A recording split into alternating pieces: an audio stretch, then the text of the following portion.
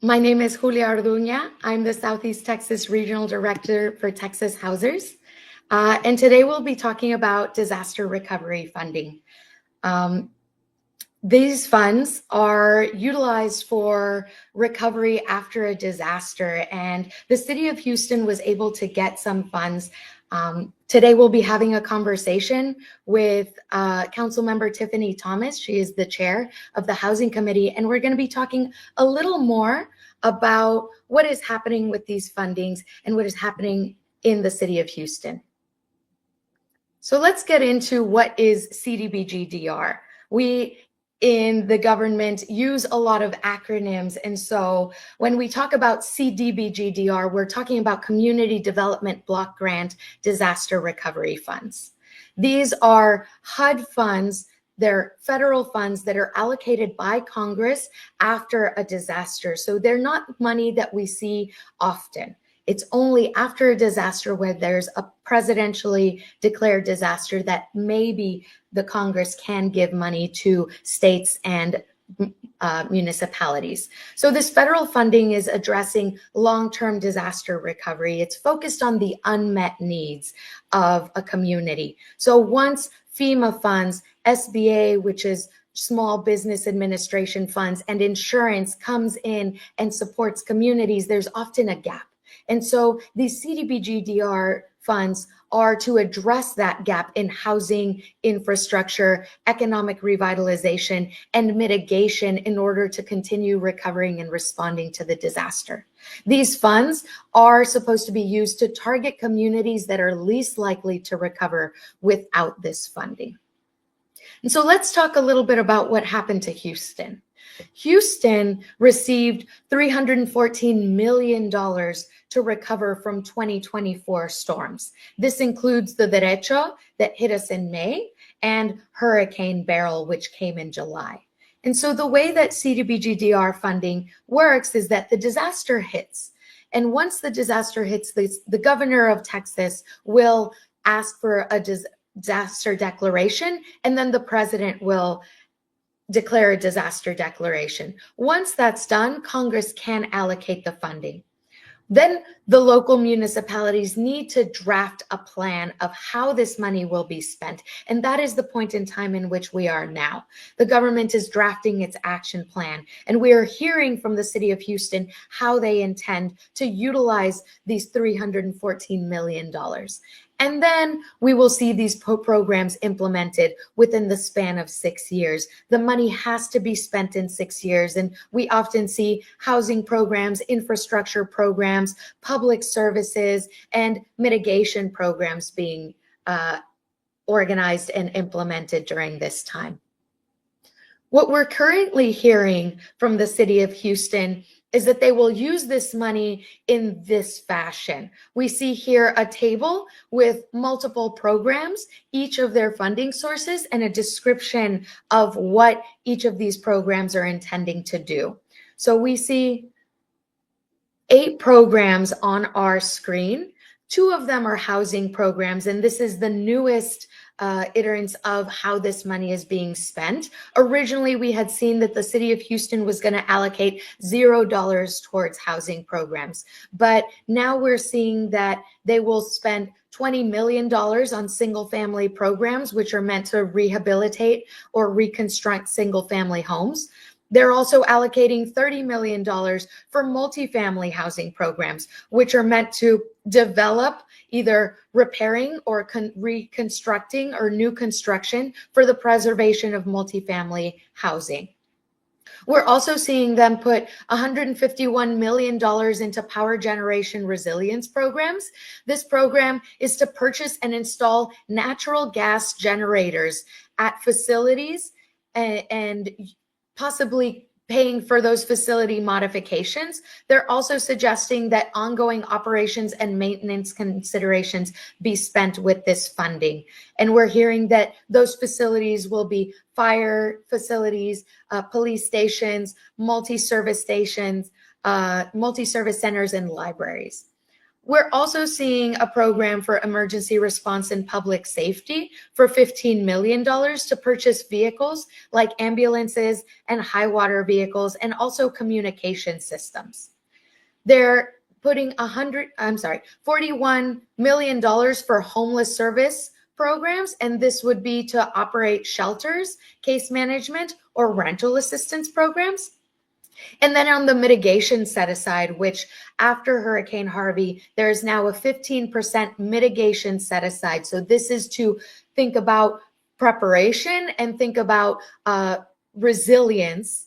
There are $41 million for the mitigation set aside. And the way that the city is intending on spending that money is in two programs: a debris repository acquisition and development program, which intends to purchase 2 landfills, prepare the site, any construction and modification needed for that site, and security measures. And they're also suggesting $8 million for vegetation management for debris removal programs to purchase this management, the debris removal equipment, and actually do the vegetation removal and public services. So these are the things that we're hearing and seeing from the city of Houston and how they're intending on spending the money. Now I would like to welcome City Council member Tiffany Thomas to join the conversation. Tiffany D. Thomas was reelected in 2024 and is a transformative public servant, a visionary leader, and a trusted coalition builder, serving as Houston City Council member for District F, home of one of the most diverse populations in the city and the state. Known for her bold leadership, people-centric approach, and fearless policy execution, Thomas is redefining what local government can do when driven by courage, clarity, and community trust.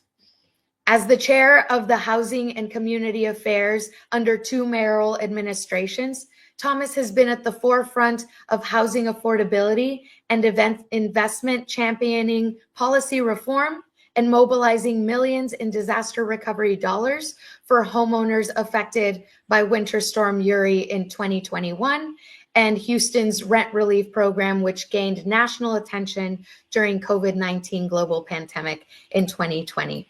I'd like to welcome Councilmember Tiffany Thomas to the stream. How are you today? Good morning. I'm well. Thank you for having me. Good morning to all of our housers and advocates and everyone that's been championing CDBG Disaster Recovery 2024. Happy to be here. Yes, and so we know that you have a lot of experience with CDBG DR funding, especially because you are the chair of the Housing Committee. So because you've engaged with this funding pot in several instances, can you explain to us in your experience what approving and spending this funding looks like? No, absolutely. And I think what's so important for those that are listening and watching to remember is that without CDBG dollars, the city of Houston's housing department could not operate. We are an entitlement city, and so 99% of what is funded and how we operate is from federal dollars. Number 2, we have to move swiftly with disaster recovery funds. Houston is becoming the disaster city. And over the last decade, we've experienced up to 11 federally declared disasters. So we are great when it comes to being Houston strong in the immediate and leaning on our neighbors. And we have to do a better job of long-term recovery, of making sure that the federal dollars we receive are invested. So we can go back to Ike, Rita, tax day floods, Memorial Day weekend floods, Hurricane Harvey in 2017. And one thing that's so important to note about community development block grant disaster dollars, unlike FEMA, HUD does not have a permanent appropriation. What does that mean? After Katrina, we realized that the FEMA agency did not move as quickly as possible to address emergency needs. Now they're able to do so. You can call FEMA, get your $750 check directly to your checking account or a live check. HUD has to lobby Congress after the president approves the declaration to add an earmark for that disaster, which speaks to the delay. The good news is that the Biden-Harris administration moved expeditiously to make sure that Houston received $314 million within the same year before they closed out their term. So now the city of Houston is obligated to do right by those funds. So I'm glad that you walked through all of the program items. And I just want to remind folks that the administration, the city of Houston, proposed $0 of housing. And when you look at the data, and if you participated in any of the community meetings, read any of the articles, $299 million was the assessment from FEMA. And that is the only assessment and the only data that we are driving in. And so do we say yes to power generation? Yes. Do we say yes to debris removal sites? Yes, because we've had seniors and families locked in their neighborhoods because they could not get away from the tree. And frankly, Central Point was nowhere to be found during those times when those trees were on those power lines. So the city has an obligation to be proactive in that area. What I am offering as chair and in partnership with so many stakeholders, individuals alike, is that we have to deeply invest in the housing piece because the long-term recovery takes such a long time. When you look at the number of units that we have lost historically, storm after storm, heat wave after heat wave, freeze, flood, you name it, Houstonians are in need.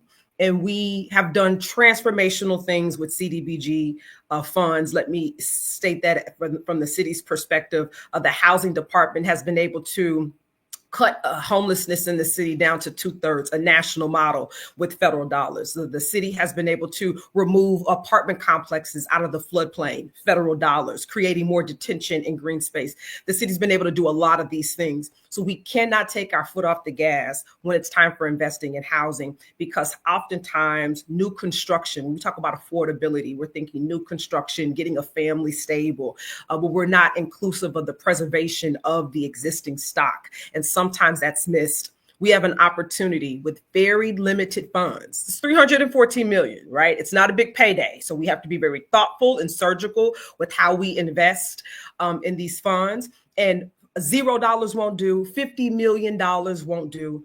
And we have to continue to invest in preserving the stock that people have worked so hard to purchase and maintain, especially since it's a part of their generational wealth.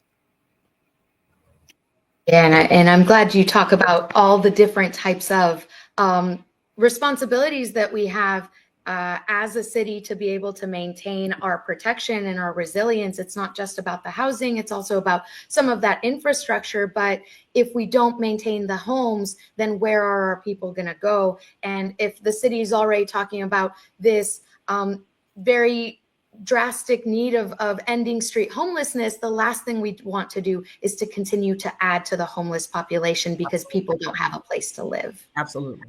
Absolutely. And the reality is that homelessness is a housing issue, right? So we can applaud the $40 million of investment to the unhoused community because we deeply need it. But when it says rental assistance, right, we have to, that's shelter, right? So that means that that's an integral piece into the work that we do. Other cities have visited the city of Houston to look and see how we have done it. And we've done it with investing in housing and investing in the social services, the social safety net of our community, that continuum of care. What this proposal does, it gets us like just short of a goalpost of making sure that we can match our money with our mission and making sure that Houstonians can stay housed, the unhoused can, and then we're investing in the long-term recovery of our city. Yeah. What is your biggest concern about what we're hearing about the DR24 funds? My biggest concern is that it is short-sighted in terms of the power generation. And let me just really underscore this. Yes, we were able to open up, I think, 9 city facilities, multi-service centers during the last freeze. I think that was MLK weekend, January. But we have to keep in context, and the administration did share with council a listing of all of the locations, over 100 locations in the city. But we have to be clear, we've also reduced our workforce by almost 1,500. So if we're going to have put 100 generators throughout the city, who's operating those locations? Where's the manpower? We've cut library, we've cut parks, we've cut solid waste. People are gone, and these are already lean departments. So I think what is fair is, yes, we need to make sure that in the immediate, before FEMA can respond, that the city is standing up sites for you to charge your medical device, safely shelter with your family, charge your phone, even if it's for a couple of hours, or if you need to be overnight. We have to prepare for that. However, I think 100 locations at the disregard of investing in the people of the city is a problem. And I also want to highlight, in 2021, we had the winter freeze. The entire nation watched the state of Texas freeze for almost 8 days, no power. We received a $30 million direct allocation from the Biden-Harris administration. Marsha Fudge was the 18th HUD secretary, actually visited Houston with the late Congresswoman Sheila Jackson Lee to survey the damage. She awarded at that time, because I was there, $30 million directly to Houston. And I want to remind those who are watching, that was the costliest insurance claim for the state of Texas in history. So when you think about damage, the Houston delegation later went back to Congress to lobby to where Houston was able to get an additional $20 million. We have a $50 million direct allocation to the city. That money is on the street now. $50 million, $40 million into repair, $10 million into public facilities for the most part. So with that freeze money, we put allocated 2 generators in District B on the north side, 1 in District J. There's an alternative location in District D. In the fiscal year 25 capital improvement project, where most of these projects should, these kind of insertions of generators should come, we added A-Leaf Neighborhood Center, added a generator, Kingwood added a generator, and I think there was an amendment for another generator as an option, right? So we have, by practice and pattern, added generators throughout our public facilities, right? So we've been addressing that. This is not a new demand. When you look at the list of generators, you have locations like HPD's mounted patrol. That's where the horses are going. That's where they're at, right? And so although I'm an animal lover, I also just have a heart for people. And I just believe that if we're able to take that $2 million that could go to the mounted patrol unit, where we're not going to send Houstonians to shelter in place, we're not going to send them there, then we can invest that into neighborhoods like Independence Heights. And I remember there was a young woman who came to public session, and she said 2 of her neighbors were displaced after Beryl because there was a tree on the roof and they had to go live with their daughter out in the suburbs or somewhere in Cyprus. Right. And because, and she was speaking to the fact that we were talking about multifamily development coming into Independence Heights, and why it had to happen because so many people are being displaced by disaster. So we have to be really forceful with that. And I've never forgotten that story, because that story is happening all over the city, right? So when we look at $50 million, that's going to go just like that, because the demand is just that high. I have 6 roof leaks in my home from Beryl. Literally was on the phone with media and water was falling on my head. And so this is happening to those who are vocal about it, saying, I need the help. This is happening to those who are like, I just want to get it done and figure it out on my own. This is happening to people who they don't even realize that the city has an obligation to address their need. And so when we have federal dollars and the federal partners like our Houston congressional delegation that's moving on our behalf this quickly, we are obligated to get this money back to the street. Yeah, definitely. And I agree with everything that you're saying. And I know that the late Sheila Jackson Lee did push to get that money, that it was so necessary here after Winter Storm Uri. Going a little off tangent to what you were talking about, we did get 20 mobile generators after Uri that were not deployed in the city of Houston. And then since then, 15 of them have been moved to the city of San Antonio to patch their failing power system. How do you feel about, companies, private companies getting these tax dollar funds and then not really deploying them in the ways that are necessary? And now we're footing the bill with our disaster money. Absolutely. And I think that's exactly what we see within this proposal, is that That's the real accountability. And what's true, what I know to be true, because I get the bill every month. Our power bill is still going up. Your rates are still going up, right? And we're not able to get that exchange or that demand, that real accountability to know that these are the things that we celebrate. Wow, we got 20 mobile generators, and then you don't see them in your neighborhood. My concern with the proposed package is that we're saying we're going to have these debris sites. We're saying that we're going to cut trees off of power lines, and we're going to have Houstonians say, but I thought the city said that they were going to do this. Why am I now, my insurance is saying that I have to pay for this? Why is Centerpoint saying that it's not their responsibility, it's the city? Why is the city saying it's Centerpoint or it's your private home? And I think because we are not really rolling out a true plan, I think what we see is a concept of a plan. Versus real details of these are the priority neighborhoods. These are the zip codes where we're going to prioritize first, that deep need. And I think that's the problem. And just as an elected official, this work moves really quickly. You know, every week it's a new issue, it's a new item, and it's difficult to have space and time to share what's really happening. That's why I'm so grateful for this limited time we have on this Sunday morning with my orange juice to talk about the things that matter to us as Houstonians. But I think you're absolutely right. There's an email in my inbox today of photos of a resident who said that Centerpoint said it was the city's responsibility.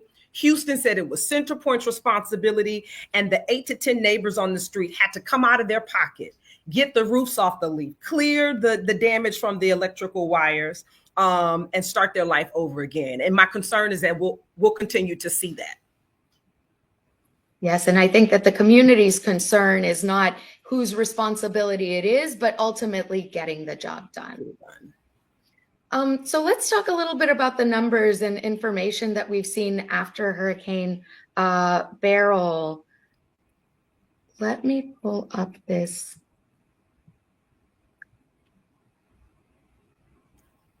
So walk us through what we're seeing here. Sure. If I can put on my faculty hat, I'm a newly tenured faculty member at Prairie View A&M University, the only HBCU and institution in Texas with the community development graduate program. So really proud of that. And really my work in the classroom informs my work in the horseshoe. So the map that you'll see the city of Houston, you'll see the colors, and you'll see it by district. And you've been hearing a lot about the 299 unmet need. And I don't know if you can zoom this image, Julia, just at the bottom so we can see the numbers. And so I just want to highlight to you by district. When we talk about $50 million and people say, oh, that's such a good thing, and people cheered. Yeah. But let's look at District B, where 73,000 Houstonians called FEMA in 2024 for disaster assistance for housing. That's what that number is. And they yielded $76 million in the housing assistance during those storms. So that tells me $50 million has to be deeply invested just in District B alone. Or when we look at District D, 56,000 Houstonians called and received $51 million of emergency assistance related to housing. This also includes food, right? Like if they had to have a supplement for food. Let's look at District H. $47 million. So if it's me and I see $50 million, in my mind, I'm like, I need that just for my district alone. That's how deeply we have to invest in these neighborhoods. And I also want to highlight districts F and J, because I think sometimes people can misinterpret numbers and say the need is not as great. But when you look at districts F and J, where we have some of the most diverse, ethnically diverse, over 140 languages spoken in our schools, densely connected neighborhoods, what I call the cultural currency of the city. When you look at language barrier, when you look at cultural barrier, right? That shows you why the numbers are so low, because they don't have access to it, right? We don't have that language partnership to let our Vietnamese brothers and sisters. I have a huge Central American population in District F. Listen, our El Salvadorian brothers and sisters, who's going to community with them? After the storm, I remember getting a pedicure and going to my nail salon, and I had to let my nail tech know. I asked her, "Are you doing okay from the storm?" And she was like, "No." And we live in the same zip code. I got all those girls together. We got on their phones in Vietnamese for FEMA and got them enrolled to get their emergency assistance. So now when I walk in, it's Tiffany, right? Because you got to meet people where they're at, and that work is not being done consistently. So I don't want people to look at these numbers and say the need is not high. You can come to the West Side, Gulfton, Sharpstown, A-Leaf, you name it. That need is there, but we also have nuance of language and diversity. So when you look at just by district, this is just everyone who qualified for the FEMA emergency assistance. You had people who were denied. You had people who didn't even call, who weathered the storm and weathered damage on their own and out of their own pocket. So this is just a snapshot to the real need. The 299 is that physical structured need. This is what's happening in the lives of Houstonians after every storm. And then I just want to highlight the next slide of the congressional maps so you can understand from a congressional perspective, your congressional district, the need, because these are federal dollars. These are not our local property tax dollars. These are federal dollars. And you need to know that, especially since the Texas Congressional 18th does not have a member, and we are in the midst of a battle with the legislature and the governor on 29, 9, and 18. So if you can just highlight the bottom of that as well. And why we need to, as an aside, make sure that we are on public record about redistricting and what this is, because we need our advocates to advocate for us, because they've been doing this for us consistently to make sure that we receive federal dollars back to our congressional district. So let's look at Texas Congressional 9, Al Green, $133 million of federal assistance and housing emergency assistance during 2024. That's insane. So when you just look at it from that perspective, they can command a third of our 314, just like that. Right? When you look at the Texas Congressional 18 that has not had a member for a while, $130 million, 45,000 residents. And when you look at the voting pattern, it's essentially 145,000 people who vote in the Texas Congressional 18th during every November. So that's the deep investment that we have to keep in mind, is the lives of the people. When we walk into Bagby, in the horseshoe, it says that the people are the city. This is showing you what's happening to the city. This is what's showing you what's happening to the city. Texas Congressional District 29, $135 million. And I would offer to you as well, being a Hispanic opportunity district, there's still some language barriers here where some communities didn't even apply, didn't even want to do that out of fear of whatever's happening with this federal administration. You see what I'm saying? And all of the things. So just in context of the numbers, the administration has proposed, has packaged a story of, well, look what we've done with housing over here. We're doing housing over there. We're doing it over here. So we don't have to do it with this one. And what I shared when they presented is that we would never offer that same sentiment to HPD. We would never tell the Houston Fire Department, we just gave you one of the largest 5-year deals in the department's history. We don't have to do it again.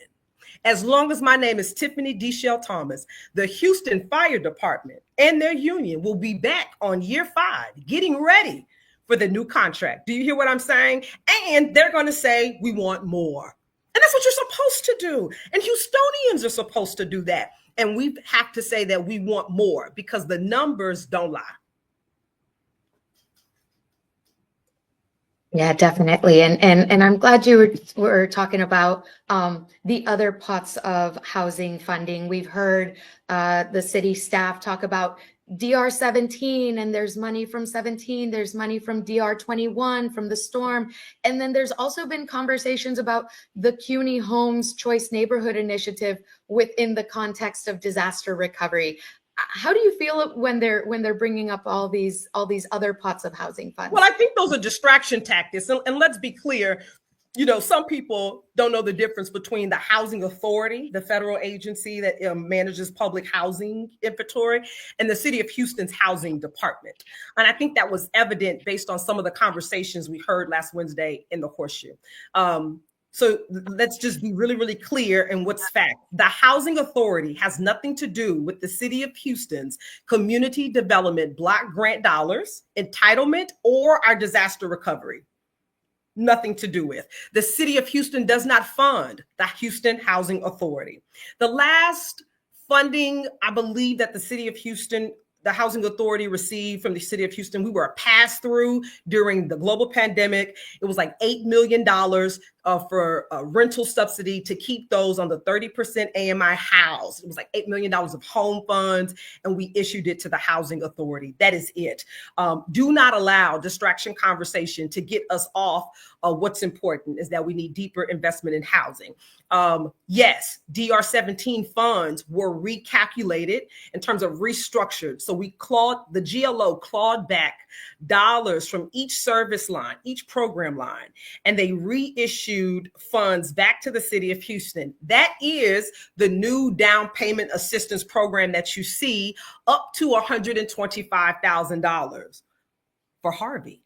You still have to, that's still Harvey related, right? So you cannot supplant funds in those ways, right? You cannot double dip. That's Harvey. DR-21, that's the freeze. People are documented with the freeze. Maybe they didn't have the same impact for derecho, but the freeze tore their house up. That money's for them. And the reality is we are a disaster city. We have to expect that these funds will continue to come until we invest in whatever mechanisms from a resiliency perspective, literal, public infrastructure, like all of these things, green spaces to help mitigate that. The reality is that we have $314 million that are federal tax dollars from the residents of the City of Houston. And we have an obligation to get this back to them, either in their hand as a reimbursement or in their life as instability or in their community in terms of those generators. And so 75% of this package I'm fine with, minus purchasing police vehicles. I think those items should come through a capital improvement program. And I think those should come through when we're negotiating their contract. You can't just do money. You got to do their money, and you have to do their infrastructure. And frankly, let me say, I have the largest HPD command center in the city, West Side. It's the training one. That's where they do everything. That building needs to be torn down, and they need a whole 2.0 type of facility. Many of our public facilities need capital improvement plans because they can't operate fully in the same place. I am not sure that residents will be going there to charge up and to, sleep and rest and have their families. It's not set up for that. And so I think that we have to take these dollars and be really smart about not putting the lipstick on the pig that was mentioned last week on Wednesday when they were talking about two of our main city buildings. What this proposal does is offering the same thing. We're going to give you a new generator in a building it's dilapidated. Some of our fire stations, they need a deep investment. And so I would prefer for those dollars to go back to the people in a very fair manner. We do generators, we do public safety in terms of the electrical lights in the trees, but we also do housing so people can stay in their neighborhood by choice. Yeah, and so the CDBG-DR regulations state that these funds can't be supplanted or replacing general operating expenses. Right now, as you're talking about these facility improvements and just the need to, give a lot of our public facilities a facelift, do you see that happening with this action plan? Is there some concern there? Yeah, I do. And matter of fact, you have to request a waiver. So the City of Houston is requesting waivers for majority of this program because they have to ask to use funds this is normally not a subscribed use. And normally you don't use a disaster recovery funds, long-term funds for your own capital improvement that the city, in any other normal circumstance, we would have absorbed the debt to improve our fire stations. We would have absorbed the debt to enhance our police stations and our libraries and all of those things. We have a deferred maintenance budget that we talk about all the time about our city buildings. This is for the long-term recovery for Houstonians, not our city operations, right? This is in any other circumstance, if the disaster didn't happen, since the disaster happened, the damage that disaster caused, how can we take those funds and go back and replace and make it better? Not our everyday obligation as the city of Houston to maintain public facilities, and everyone has a different perspective about that. And yes, our first responders need generators. And I think for most of that, yes, we can do that. But to put more into that than the people is alarming, and something that I think we should continue to push back on and keep the people centered at that work.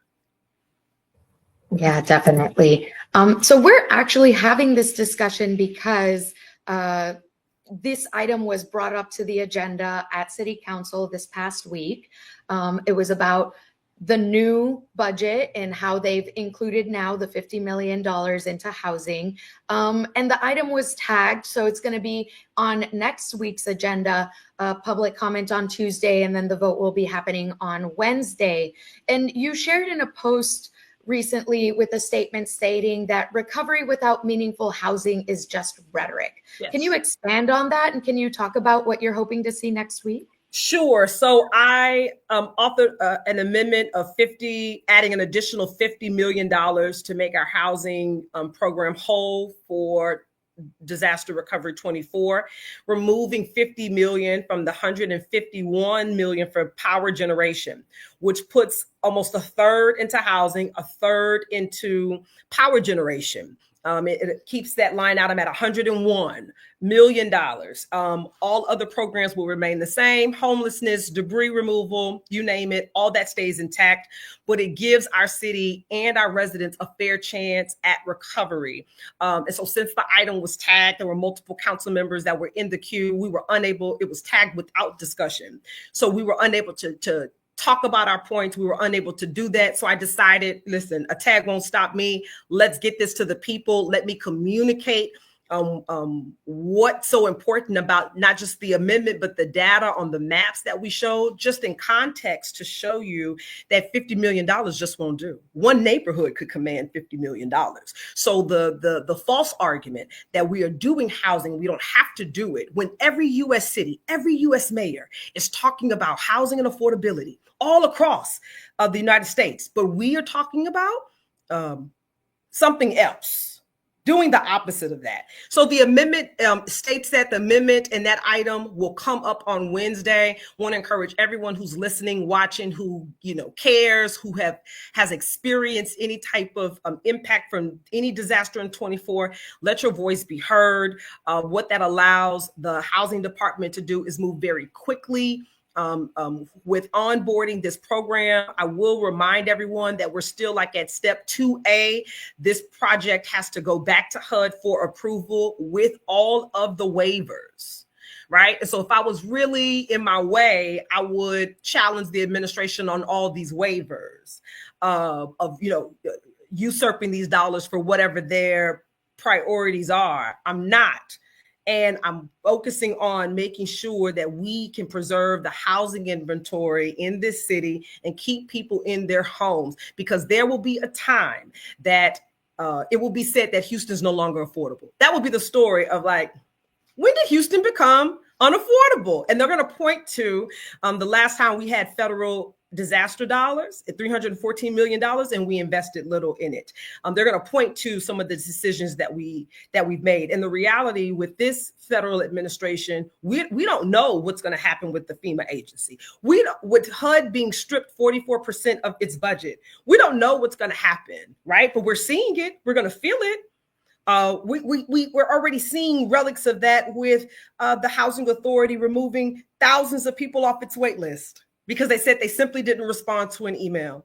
And those who are housing insecure may not have access to, it's the digital divide. And they may have to go stay with their auntie, and they may have to go to their sister's house with their kids because they're not stable. That's why they're demanding a waiver, a voucher. That's why they're on the list. So when we see this stuff happening at a local level, know that it's signaled at the federal level. So this may be our last chance to deeply invest in housing inventory to keep us stable and preserve us with better materials, more resilient materials, so our neighborhoods can stay whole. So I hope everyone signs up for public session.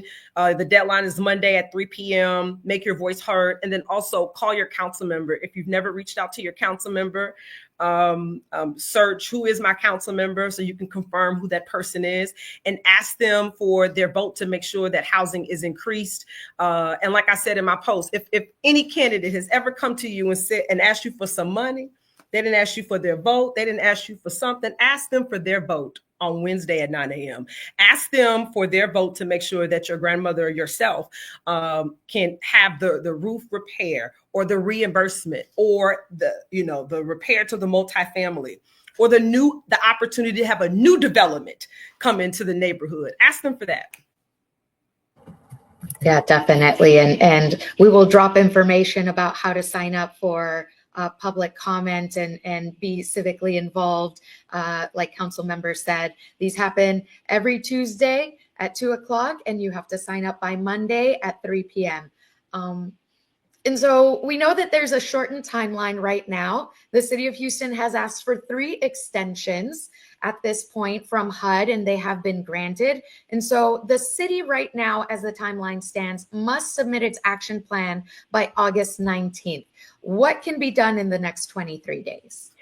I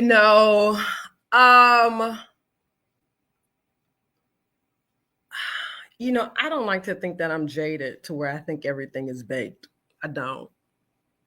But I don't think this is fully baked. And I do think a piece of me thinks that the administration would be willing to increase housing. I think they realize like it's the right thing to do. And I am only speaking from my perspective because, I only make decisions with the information that I have at the time. That's how I vote. That's how I understand. And so I don't know all the other dynamics. I don't know the other stakeholder groups that are lobbying for debris removal. I don't know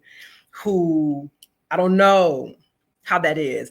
But what I can say what can be done is from a collective and an individual perspective is that when I say make your voices heard, literally reach out to it really does make the difference. Don't think that your voice won't matter. Like the anecdotal stories that I'm able to recall is because people showed up to public session or they sent an email and I read it and I'm like, or I met them in passing at a community event.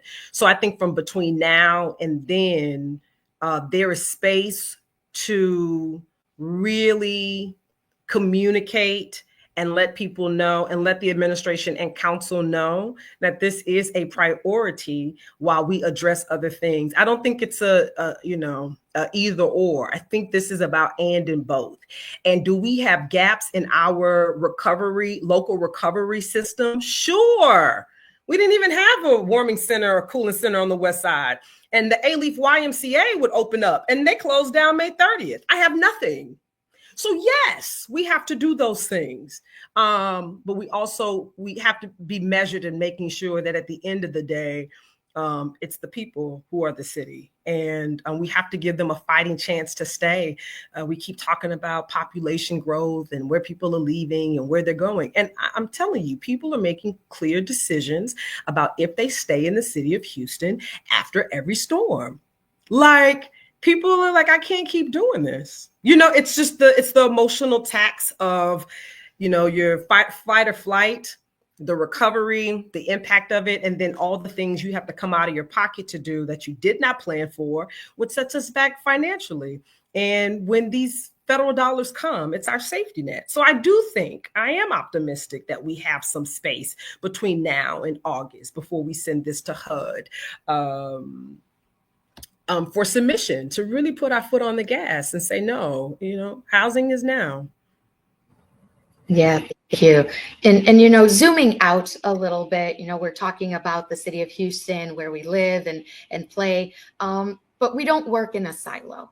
And Right. so right now, the Texas legislature is in special session talking about disaster resilience, response, recovery, because of the devastation that we saw in the Hill Country. And our hearts go out to all of the people in Flash Flood Alley. Yeah. But these are not new things. We have seen Flash Flood Alley happen every decade. We know as a coastal community that we're living in high disaster prone areas. And so right now in the action plan, we're seeing a lot of resilience baked in. And like we're saying that possible supplanting of government general operations because we need this hardening. If the state is able to take some of this on, how does that give us space to actually recover? Or what is the state's responsibility to work with the localities as well and to support the resilience of communities all over Texas? Really good question. Politics is real funny. And I recall when the late Mayor Turner, we received Harvey money, I want to say right when I was elected in 2020. And frankly, it was one of the reasons I was really resistant to serve as chair of the housing committee, because I knew we had just received Harvey money. We had just done the action program plan like in 19. I'm sworn in 2020, because I knew this type of elephant. And I had a front row seat to the politics that were played against Houston from Austin and what they attempted to do to stymie and delay that Harvey recovery program to now. And the good news is that these dollars are direct to the city of Houston. Let me say that. They've just made all these types of accommodations, which really should have been made because we're talking on the backs of people. So y'all are playing politics on the backs of these neighborhoods and people being stabilized. And so politics is very funny and it's interesting. And so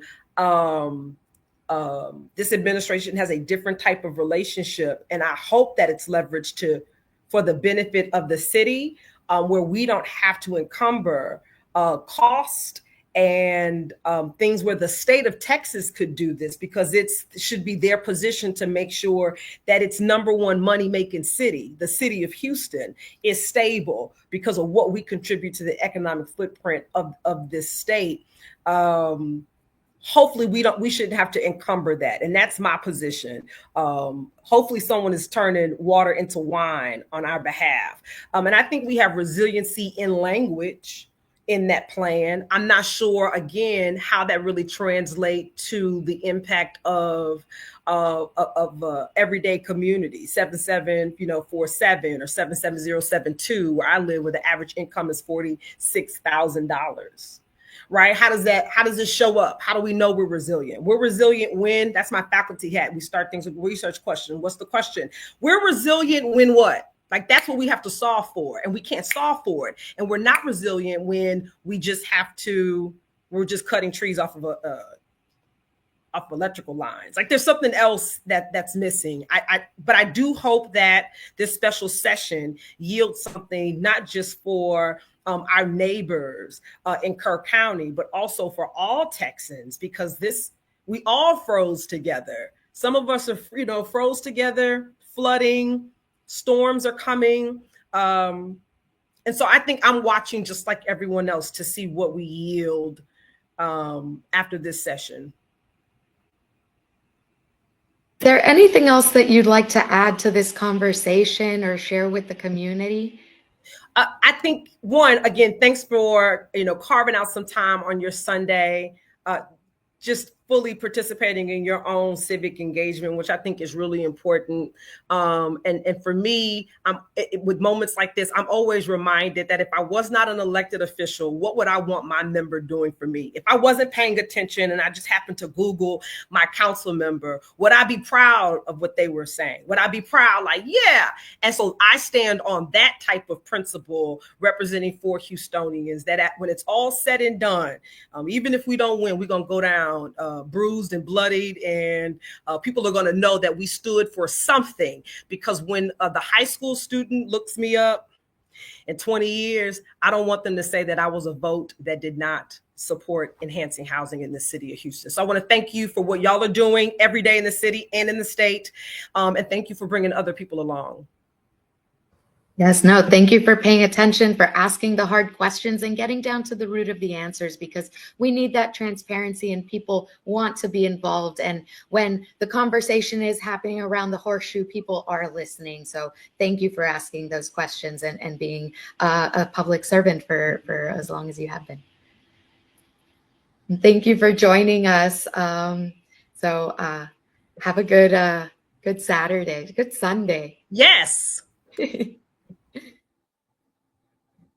Thank you, everyone who was able to join us today during our live conversation. We're hopeful to see what is coming out of the city of Houston. Like our council member mentioned, there will be a vote this Wednesday. And so if you would like to participate, either listening or speaking out, you can sign up on before Monday at 3 p.m. to speak on Tuesday at 2 p.m. You can also keep in touch with Texas Housers and know what is happening in our neck of the woods across the state. Sign up for our newsletter, and we're more than happy to keep you involved in anything else that we're doing. Thank you for joining us today, and happy Sunday.